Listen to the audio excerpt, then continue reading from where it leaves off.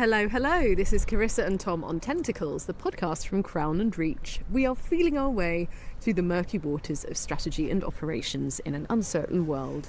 And today we're feeling our way through a follow-up to last episode, isn't it? 131, Safe to Fail Boops, a pragmatic critique of business experimentation. Right, exactly. Is that what it was? And, yeah. the crowbarring of messy things into neat little boxes.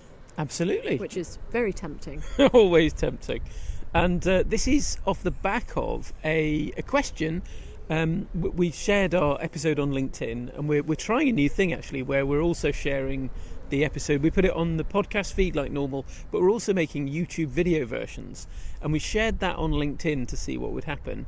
And we got some really nice chat. Some people who disagreed, maybe, and then a really nice question from Matti J. Hino, friend-of-Tentacles, who posed an example and was asking, like, what domain is it in, etc., etc. We should just quickly recap, just for orientation's sake. Oh, yes. So, what is a safe to fail boop? So, yeah, we were struggling with the term safe to fail probes, weren't we? And we were talking about what it means to do experiments in business, and the critique of a lot of business experimentation was that it treats as linear and potentially sort of ordered, like a machine, things that are actually complex and beset by randomness and stuff like that. Things that don't kind of compress into a tidy little cause and effect equation. Yes. Yeah, so we were thinking through what would we call it. Because I think, we found that probe was problematic in different ways from experiment. It was aliens putting things up our bums, wasn't it? That's right, yeah. among other thoughts that we have. Anyway, so we are also conscious that we sometimes get tied up in thinking about how should we describe something, when actually sometimes it's not worth worrying about too much. But you've got to worry about it enough, haven't you? Enough, yeah. Because the wrong name for something can kind of put people off it who would benefit from it. That's true. Well, I'm reminded of it's a point from Ursula Le Guin's books about Earthsea, that finding the true name for something is the most powerful magic. Okay, that's making me think maybe we should just get our knickers in a twist even more about these things. Even more. But I think what we'll come down to later in this episode is an exploration of why there probably isn't one name that works. But yeah, that's a bit of a spoiler. Should we get into the meat of Matti's question? Right, so Matti says, say a group of behavioural scientists are working to increase the number of people who vote in an election. This is something that does happen, isn't it? We know there are what are called nudge units in various governments who are trying to make these sorts of changes. Dave Snowden calls them more yanks than nudges. But he says, because Matti carries on, because it's impossible to know in advance what might work, they devise 4 alternative SMS messages with competing hypotheses about how they might work. They send the messages and analyse the data to see which works best. And he wonders, is this a probe? And is the context complicated or complex? Nice. So it's a really good question. And I think making it more concrete like that helps us to clarify what we mean. Do you think? Yeah. Well, in our first ill-fated recording of this episode, which was yesterday, which we're trying to move past because it was depressing. But we recorded one of our best ever episodes and then realised it hadn't been recording at all. So this is take 2 with a somewhat subdued mood across the whole thing. But you were wondering whether he's trolling us a little bit with that question, right? Oh, I was, yeah. And I think that the question that we were mulling over yesterday was, things don't ever really fit into one domain or the other, right? Yes, it's the fundamental sort of, it's an error. I think, I know that Matti knows this, so I think that's why we think he might be trolling us. Nothing is ever in one domain. You're not just in a domain and that's where you are. Everything you're doing operates across aspects of each domain. Right, and it's a sort of trap that I remember falling into again and again for several years, of just, well, if you just try really hard to understand something, then you can make it easy to understand, right? You can kind of, if you're faced with a framework, you just have to find the right pieces to go in the framework. Bingo, you've solved your problem. Everyone's happy. It feels good. It definitely feels good. And there are elements of that you can have. It's true. But I mean, another trap that I fell into, which I think illustrates, I guess, the problem at large, is the idea that, like, if you take something complex and you break it down enough, you can have lots of simple little pieces, have it all be ordered or clear. I forget what the current terminology is. But basically that you can take something complex and break it down until it's not complex anymore. But that's not how it works. It's not that, and that's what you'd think of the reductionism error, where, to be fair, reductionism is amazing in the right context. It's why SpaceX can land a rocket back on its bottom, because they've broken down this very complicated piece of machinery into stuff that is predictable and can be controlled. But that doesn't mean reductionism applies everywhere. And that's where we get to the usefulness of Cynefin as a framework for decomposing a situation, not to break it down reductionistically, is that a word? To make it all simple, but instead to observe which parts of your situation are situated in which kinds of domains. And so you might have, if we break down this specific example where we're trying to do an election-based intervention, well, we've got parts of the whole intervention are ordered or complicated. The voting system itself is based on an ordered system and a process that is repeatable every time. You've got a piece of paper with boxes on it and you put your mark in one of the boxes. That's pretty ordered. And there's a whole system where people count it and deliver it at the right time, all that sort of stuff. That's a process that's followed and repeatable. Then you've got the voting public and the sort of assemblages, or the way that the will of the public sways over time.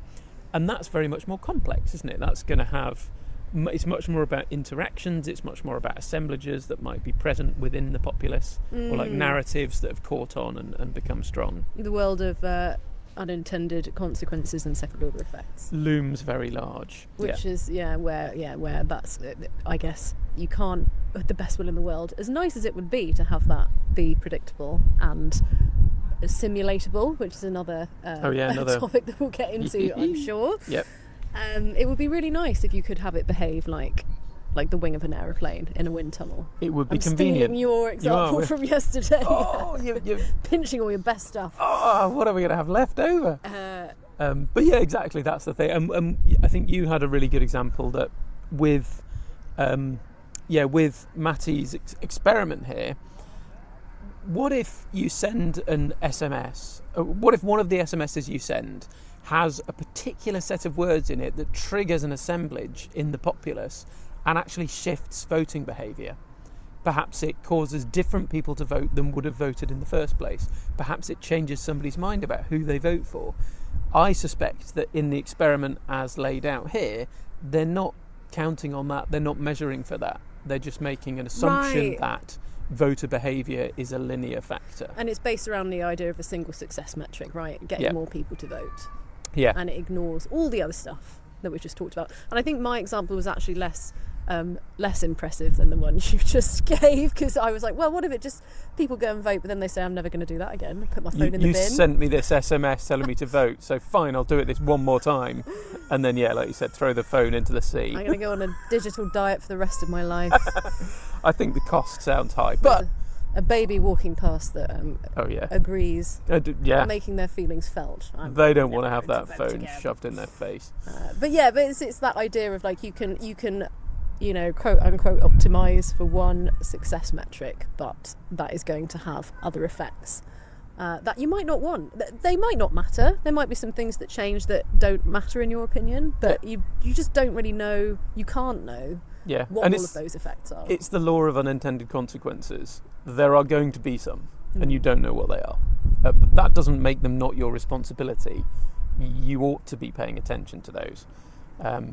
Now, where I would put this particular example, I would say that there are aspects that are in the complicated domain, there are aspects that are complex, but the majority of this, I would say, is liminal. It's between complex and complicated, because it's moved to a point where we don't have one clear hypothesis about what is going to work, and we're not testing one hypothesis against another in order to determine scientific truth, if you know what I mean. We're just trying to figure out which of these messages works best in our particular situation right now.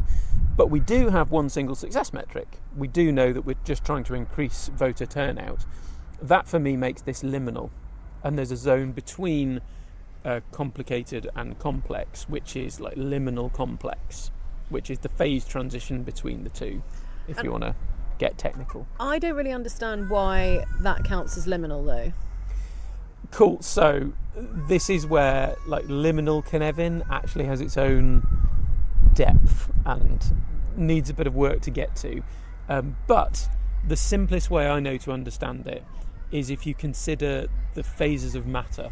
At a simple level, you've got solid, liquid and gas. And so you could treat then solid as ordered. It's the most constrained. The atoms are all connected to one another and they stay pretty stable. You can make a set of cogs and they'll work. Whereas a liquid, it's still interconnected and it's still constrained by the vessel that it's in, but the liquid can flow around in unpredictable patterns. You can get whirlpools and eddies and currents and all sorts of stuff like that. Now the important point is that going between a solid and a liquid is not instantaneous. There's a phase shift period, isn't there, where the solid is melting over time to become the liquid. But I think that's the liminal stage. I think the thing that I struggle with that analogy is that suggests that you can take something complex and make it complicated, or vice versa. You can. You can do that. Yeah, by constraining. But it takes energy, it takes applying constraints. But this is then the point when you get to liminal Cynefin. What I really like then is Cynefin dynamics, which is about how often what we're trying to do is move things around between domains. So we're trying to take something that's complex and unpredictable, and by constraining it and introducing order, we're then trying to make it into something that we can predict. We can have a pattern that we can repeat. But we've just talked about how you can't, like, once you've got human behaviour as a factor, you can't predict that. So I think I'm still lost and confused. I'm also really grumpy today, which is probably, it's quite good to have somebody be a bit of a pain in the hole about this, because I really don't get it. Well, so the way I think about this is, it's like the job of businesses. It's the job of a startup, isn't it? Is to take something novel that doesn't exist, to provoke a new pattern of behaviours that repeats, and then to build a business around that and to scale it up. You can't scale it up if it's still all unpredictable and apparently random. But we can see it all around. There are certain businesses where people do settle into habits and routines that are new and different from habits and routines that they might have had before. The startups tend to have to experiment wildly to begin with until they hook onto something that works. And that's the dynamics sort of aspect of it. Does that make more sense? Not really. So you can't make something unpredictable predictable, but actually you can. Well, so you can make aspects of it predictable. So you're still always going to be dealing with stuff that's complex. What you're trying to do is move the centre of gravity of what you're dealing with across the phase boundary, across from this is complex. Because here's the thing. So what we're trying to do when we're working in complexity is not just stay there and go, look, it's all complex all the time, let's just do that. We are doing multiple safe to fail probes in order to better understand the system that we're dealing with, and if we're lucky, to find ways that we can stabilize parts of it, to find patterns that we can make repeatable, and then find constraints constraints and constructors that we can put into place to make parts of it repeatable. The baby's still crying. It reflects how I'm feeling. No, I think we're getting there. You're saying that so fundamentally, like, you can make something predictable, but you can't really know why. You can't know in advance what the predictable bit is going to be. That's the point. You can't know in advance. And it's not what you're going to be able to make predictable. And it's not going to stay predictable forever. It's going to, after it will work for a while, then something will shift. You won't really understand why, but that's when you have to do this kind of Cynefin dynamics thing of go back to probing to try and find something else that you can make stable. Yeah. That's it. Okay. Yeah, so that's why I like it. It's dynamic. It's not saying you're stuck anywhere. It's giving you paths that you can take and choices that you can make to shift what's happening, which is kind of cool. It is kind of cool, and I mean, maybe it's just like it's my own personal bent, but I feel like there's got to be a better way to explain this. There does. Yeah. Are you hoping I have one? The baby's still crying. This is our I feel your pain, background baby. noise. Yeah. For once, it's not our baby. I'm Is that watching a him on the baby, monitor. or is that an executive from a big company? Oh my goodness. I think it's just like when you've got very difficult subject matter, Yeah.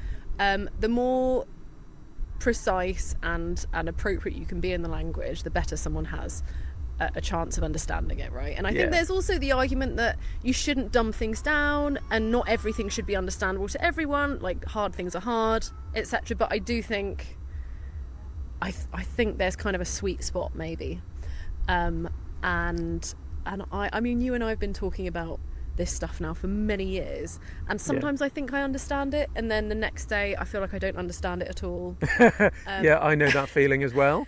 It does have that nature, and I think it's like quite a different paradigm than what we're used to when we think about the history of Western philosophy, that sort of thing. We've done very well. We said it already. We've done very well with reductionistic, like linear science, in fields where physics is king. Right, it's a good point. Probably, I mean, the Eastern language probably does a much better job. I wish Conditions I could and consequences. understand it in the source original language. Yeah, that'd be good. Maybe it's just untranslatable. Well, I think I saw one. I just sort of hinted at it, but it's North Atlantic kind of. It's a bit of a caricature, but we tend to think in terms of cause and effect, and a lot. We talk about this sometimes. Like I vividly remember the company where we met, and people there, like the head of product there, was talking about how he wanted to know the set of levers that he could have available to him to control the market. To puppeteer the people. Obviously with their best interests at heart all the time, but to puppeteer. And that exemplifies that sort of cause and effect thinking. It is a machine somewhere, it's deterministic, and if we can just get the right information and put the right levers in place, we will have control. And that's tempting, isn't it? The more Eastern philosophy view, and the sort of Sun Tzu and Tao Te Ching and all that sort of stuff, is conditions and consequences. I still have beef with the word consequences, and I bet it's just it's not a good translation, because a consequence Probably. sounds quite linear, right? You do some actions and consequences, right? Yeah. That to me sounds like quite a direct relationship, but what you're describing is not direct, right? So I sort of feel like we need a better translation. Maybe that's it, better translation. Conditions and happenings. Yeah, We're in more a word something mode, in aren't that. we? Yeah, Yeah, but yeah. I don't know. Like, I do think it's not helpful to get bogged down in terminology. It's but not. I also think if it's really a blocker to understanding, and particularly if it's a translation problem. I mean, bit of background: I studied German, so Yeah. that's why I take an interest in this stuff. Is there a German word for this? There might Oh God, I bet there is, and I bet it's about 50 letters long. Yeah, a German word for when you can't quite find the right word. But yeah, and so I do. It does make me kind of want to learn the original language. Yeah. I'm going to reveal my ignorance, but what would be the language I would need to learn? Oh, well, Chinese, I think. That's not a language, though, is it? There's like Oh yeah, multiple- well then, I think probably Mandarin. Okay, for cool. Tao Te Ching. Put a pin in that, and I'll Put a pin, make we'll a note. find out. Do homework. Learn another language. Yeah. Solve the problem forever. There we Simple go. fix. We like quick wins. So there's a nice metaphor actually. I'm remembering now from Jen Brizelli, another friend of Tentacles. She plays ice hockey, and she talked about, what did she say? Head up, feet moving, I think is the idea. But she talked about this idea of skate where the puck is going, and that's a famous phrase from Wayne Gretzky, I think, a famous Canadian hockey player, I think, who's someone else. How are you so good at hockey? He said, that's simple, I just skate where the puck is going. And on the surface, this is Jen's point, on the surface that sounds linear. That sounds like some hockey players are just better at predicting what's going to happen, and then they go to where the prediction is.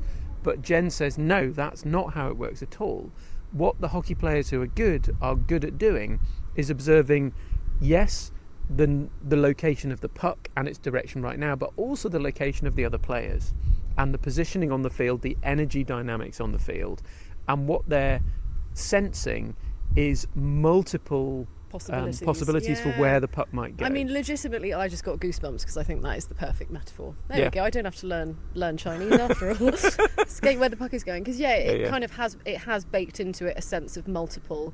I mean, an infinitesimal number of possibilities, but some more likely than others, right? Yeah. It's an understanding of the patterns that are more likely versus less likely. Exactly, and a little bit like a sort of Schrodinger's cat thing. They're in superposition. They're all still possible at this moment, and your job, whether you're playing hockey or whether you're in business, is to help to do your part to shape the conditions to make things that you would like to happen more likely and less likely, while also responding to those conditions so that you are well positioned whatever happens.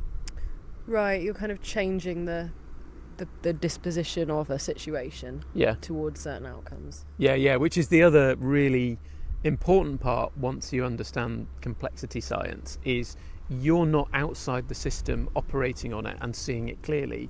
You're part of the system, and what you do in the system changes the system as well. So you can't measure without changing the system, and you can't change the system without accidentally measuring as well. Which again is what's so great about the ice hockey metaphor, because you are an active participant. You're the one skating into the situation, right? So you are an active participant. You are affecting what's going on. So. Yeah, and as you move in response to the other players' positions and directions, they're going to respond to what you do as well, aren't they? So really nice metaphor. How do we make ice hockey be the probe description? Safe to fail pucks. Oh my goodness. That was a really interesting tangent. I've forgotten what we were even going to talk about now. It's definitely not the same direction that our conversation took. We've gone wildly different, haven't we? But so we did want to put a pin in simulation as well, didn't we? And the potential role of simulation. And we're also thinking about, I think, names and whether we can get to a really good name for something. Right, and so should we put down the naming question for a minute, because it's been a deep rabbit hole, but we'll come back to it at the end. But the question of simulation, it's a thing that keeps coming up. It came up on the LinkedIn post. It's come up in other conversations. Popping up in other conversations online and offline. And especially with the rise of, say, LLMs, but also other AI-based modelling, and also the work of, say, the Santa Fe Institute and their approach to complexity, which is very much simulation and like agent-based, model-based. There is a school of thought that says, no, we can simulate things, and if we simulate things enough, then we can learn something useful. And we don't completely disagree with that. No. We are not vehemently anti-simulation, but it comes down to bounded applicability, which was your coinage a couple of years ago, wasn't it? I don't think it was my coinage. I wish it were. Was it not? I thought that was a Tom original. Oh, I can't remember now.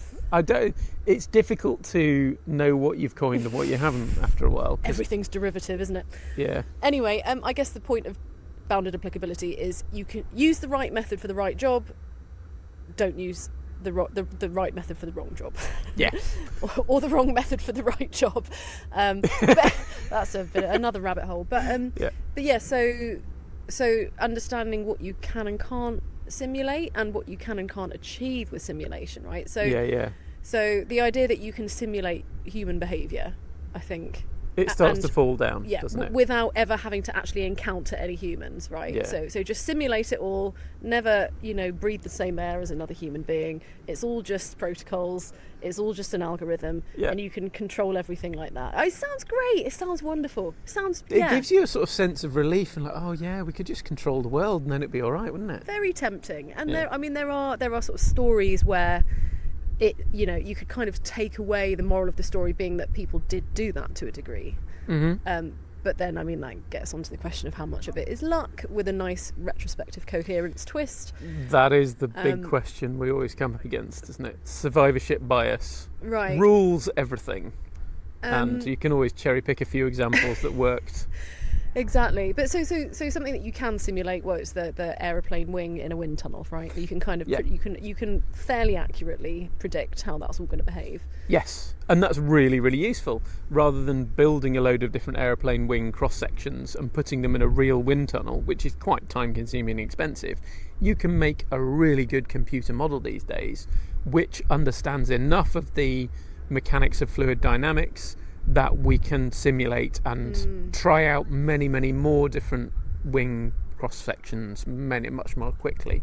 You were telling me this the other day, that the aeroplane wing tips that turn up 90 degrees increase efficiency by some ungodly amount, don't they? Very, very, very surprisingly high percentage. Yeah, and I don't know, but I'd lay down money that was discovered through this sort of modelling and exploring things, potentially even like an evolutionary type algorithm that enables that to grow into that shape, which is really cool.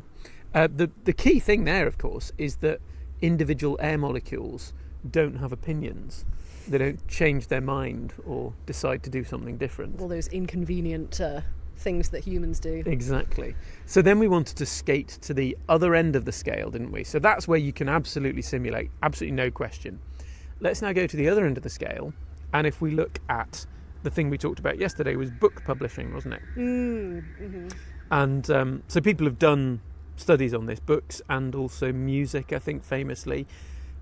If you any one book that you write has a very small chance of becoming a big seller, and if you analyse across all the books and look at whatever starting conditions you begin with, whatever sort of factors of bookness you measure, none of it predicts which is going to be successful and which isn't going to be successful.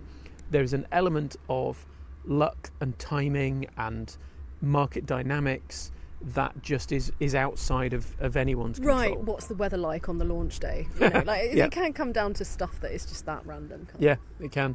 Because, there's a freak rainstorm, which means that Stephen Fry wandered into a bookshop where it was launching and happens to pick up a copy and tweets about it, and then it becomes a massive hit. Yeah. And nobody could have controlled for that particular outcome. Mm-hmm. Even if a PR team had sent Stephen Fry a copy of the book? Yeah, it wouldn't have been the same thing. Wouldn't have been the same? Because it wouldn't have been this lovely moment of serendipity that was exciting because of that. And I'm totally applying retrospective coherence here.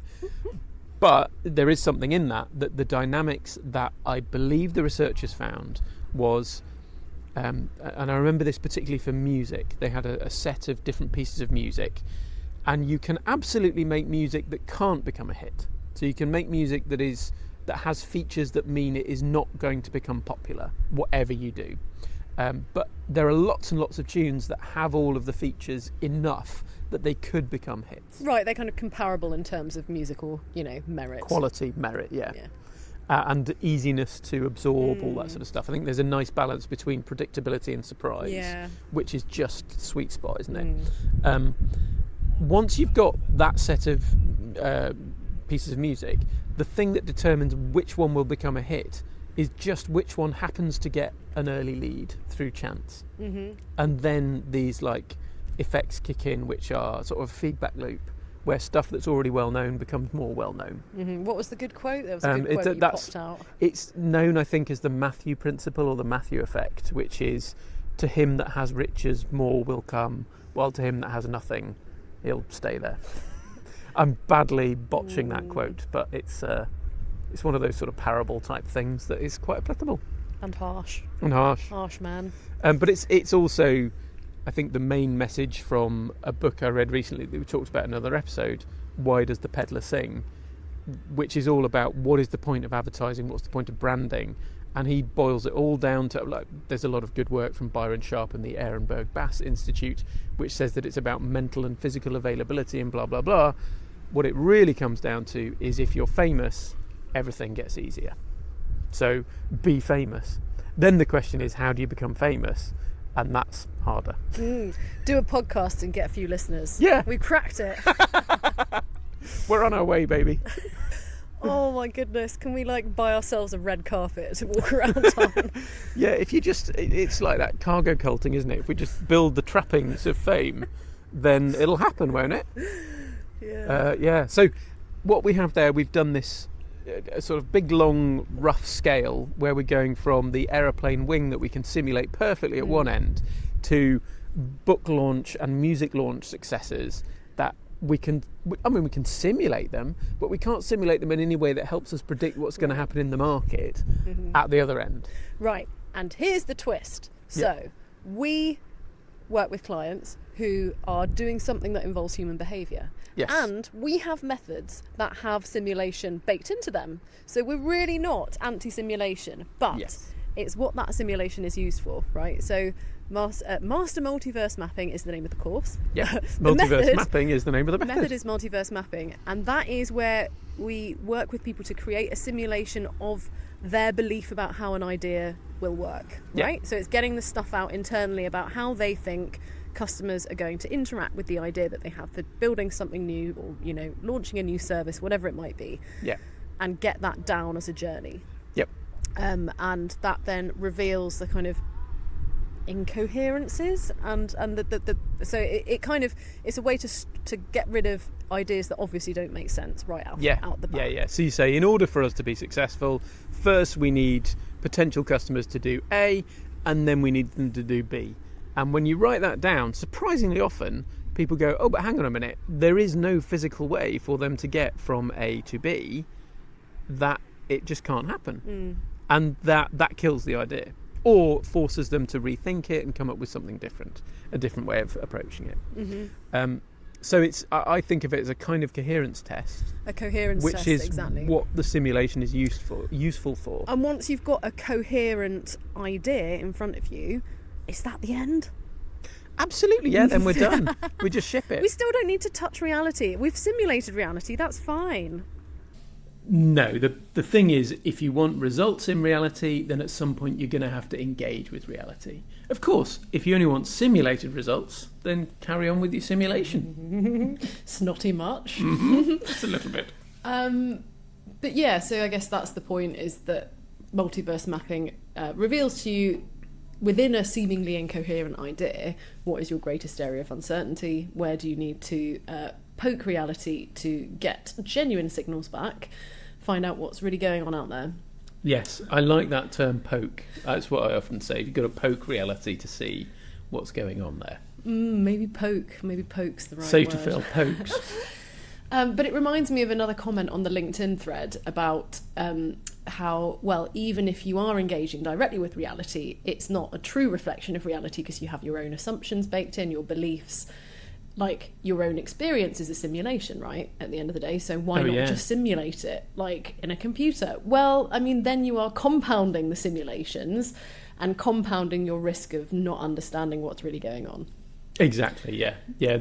If you take all of your assumptions and beliefs and you encode them into a simulation and then you run things in there, well, you're never going to challenge those beliefs and assumptions, are you? Whereas what we see over and over again when people run multiverse mapping and then go and poke reality in some small, controlled, very safe, very cheap way, which makes it easier to accept when it does come back with a surprising result, is the surprising result forces you to contend with the fact that your beliefs are wrong, the fact that your assumptions have been overturned. Now, you may not be able to be explicit about that. In fact, you probably can't. Yeah. I mean, that's the whole thing. I mean, we were just, when recording, briefly shat the bed again. Talking about how assumption mapping is kind of a pointless exercise, because even if you really try very hard for a very long time to list all your assumptions, it's the ones that you're not aware of that are the biggest problem. Yeah. That's how you put it. I've just stolen the words right out of your mouth. And put it better than I did, so great. But yeah, so it's this idea that, like, well, if you can't even map the most dangerous assumptions that you have, just don't try. Just go and like do something where you get real signals back, and those will expose the assumptions that you didn't even know you had, so that then you can figure out what to do differently. Yeah. And you keep doing it. You keep doing it again and again with more pokes or probes or scouting missions or landing parties, whatever we want to call them. Yeah. And that's really, I think, it's a nice way to frame like what we do with multiverse mapping and why I think of that, or why we think of that as more complexity coherent than, say, the assumption mapping and then go and test your assumptions with an experiment approach. Is the assumption mapping tends to take that reductive approach. So you have a series of assumptions like, hey, people will want X thing, and there's an assumption that people will do this separately. And what you tend to end up with is a list that's all disconnected. And then you say, well, which of these is our riskiest assumption? And then you design an experiment to test that assumption. But you're doing it out of context of the thing you actually want to do in the first place.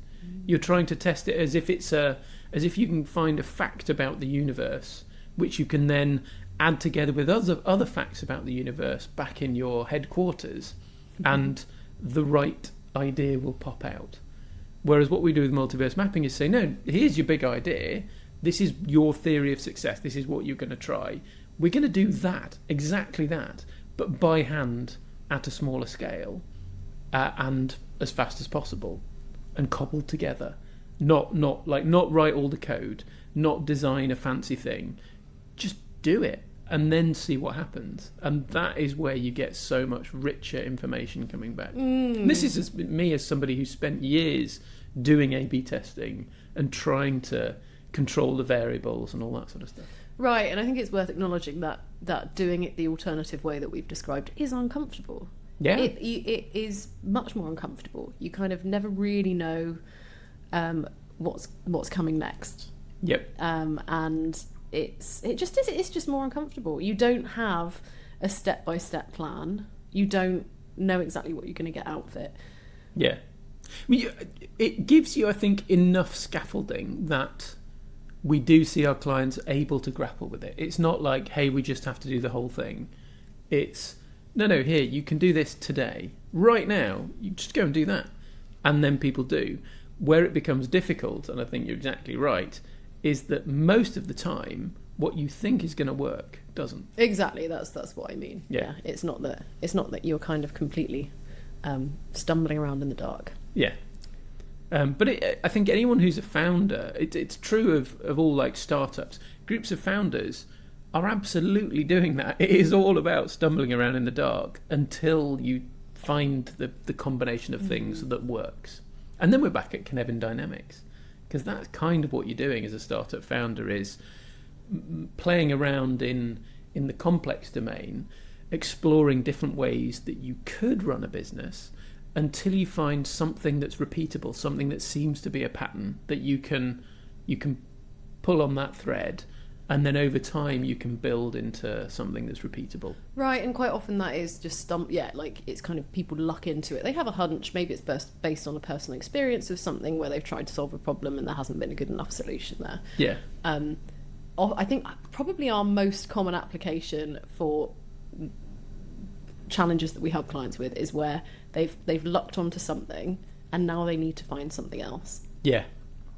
And it's the tricky second product problem, isn't it? Because you lucked onto something, but it's a bit like giving birth, isn't it? You don't remember how difficult and painful it was because your brain doesn't let you. Otherwise you wouldn't go into it. You'd never do it again, exactly. Yeah. You have to just wipe it all out, erase the memory entirely, blank slate. Which means that then all you remember is the bit that feels nice. So after you've got out of that, got past, say, the uncertainty threshold where you just don't know what's going to work, you get this honeymoon period where you've found a pattern that works and the customers are just pulling stuff out of you. So you know exactly what you need to do next. And it just feels like, yeah, this is good, this is growing, this is how the business is. What we typically see is people think they can just jump to that again. We just want to do that again. Let's just get to the bit where we know what we need to build next. And then if that doesn't happen enough, then it becomes a sort of crisis, doesn't it? Yeah. And that's when we get a phone call. A burning platform, yes. So there's still an unanswered question about what do we call these probes? Does it even matter? Do we need to have a unifying language that people can rally around? Do we need that or not? It's a very good question, and I think for us to put it on our website, we probably do need a word, don't we? But I think the reality of it comes down to there is no one word that's going to work in every situation, because and this it's like the defining the damn thing and trying to put a name to something that means finally people get what it is doomed to failure in every case. And in general, we have moved away from worrying about any of that sort of stuff. Speak for yourself, mate. I wish. My goodness. But I mean, the canonical example I tend to use is the tech industry term MVP, or minimum viable product, which on the face of it sounds like it's the same thing whenever anyone uses that. But actually, everyone who says it means something different. Some people mean a tiny experiment, rather like we do with our safe-to-fail probes off a multiverse map. Other people mean, no, build the whole thing for 12 months or 18 months. Other people mean, oh no, just do the stuff that we really need, even though we can't know that up front.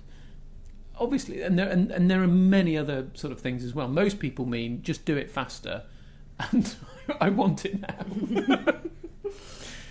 Failure is not an option. Yeah. So, I like everything's contextual, That's not satisfying, isn't it? is No, it? it's not satisfying. I object. No, I think it's good to acknowledge that different contexts will use different language. But I also think, one of the reasons we do what we do is to help other people find new ways to do things that they're struggling with, right? And in order to do that, I think there is utility in having clear language that does the job and isn't off-putting. Yeah. I think we did circle around rather liking the scout idea, didn't we? Because the point of a scouting party, you would send out several different scouting parties often. The idea is they're going to go quietly, they're cheap, you're not committing your whole force yet, you're just sending some people ahead to see what's there, to get information. They shouldn't leave anything behind or interfere with anything as much as possible, that they can't help but change something as well. They might get spotted by the enemy, they might get captured, you might lose some of your scouts, that's part of the deal, but that's part of the job of being a scout. But that's fundamentally different from another word that we were playing with as well, isn't it, which is bet, which is much more about leaving, like putting a significant chunk down, and which is and kind then of you get a counter lot of to what we're emotional- saying, isn't it? Yeah. Like, we're saying put as little down as you possibly can and do lots of different ones, right? Yeah.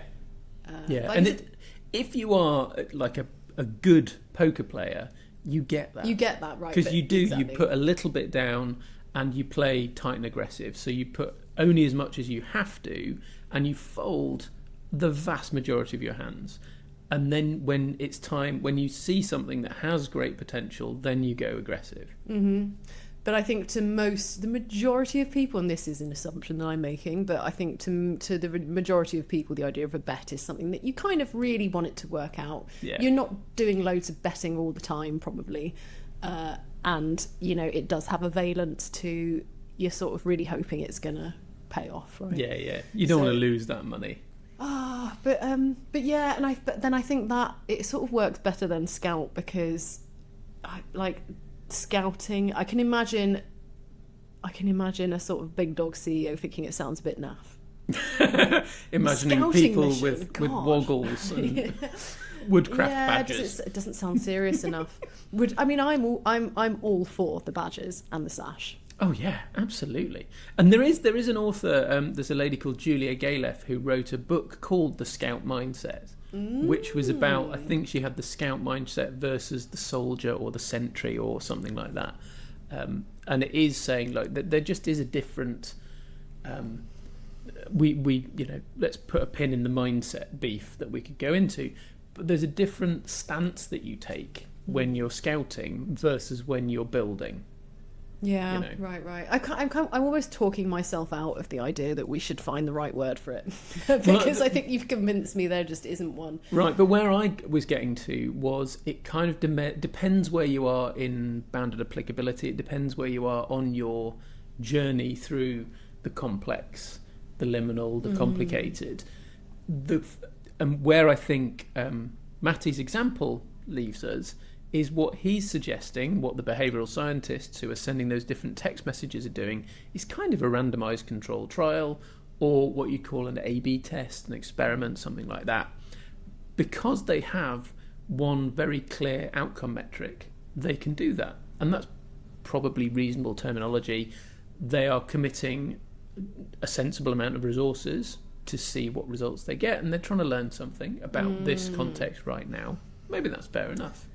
Whereas often when we're doing the more businessy stuff and we're trying a whole new product idea, which is much more complex, there are many, many more factors involved. There isn't one simple metric to measure that we know is going to be right. There are going to be lots of unintended consequences. I think scouting or probing is or poking. better, isn't it? Yeah, or poking. I think certainly sometimes it's easier to find the right direction by thinking about the direction you don't want to go in. And I think anything that makes it sound neat is a no-no. So A/B test is a no. An experiment, experimentation, I think, is a no. Just because they kind of have a lot of baggage. Them about what a sense of like controlling variables and all that sort of stuff, which we talked about in the previous episode. Yeah, so I think I'm now drawn towards poke. Poke it is. Save to fail pokes. When you poke the world pokes back. Does it? Oh wow, I'm afraid. Should we call it a day there? I feel like this was more of a meandering ramble, but I found it was very tight. helpful. Lean, cut to the bone.